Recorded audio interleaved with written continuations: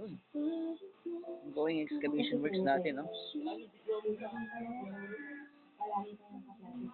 And then preparations ng mga rebars. This is a two-story project.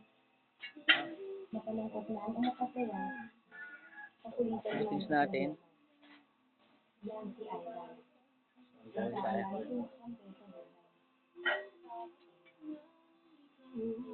So this is a warehouse ng mga libro from DepEd. So yun. Let's go! Check natin yung lalim niya.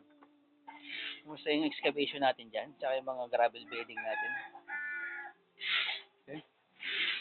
Tsaka yung mga splicing natin dyan. Yan.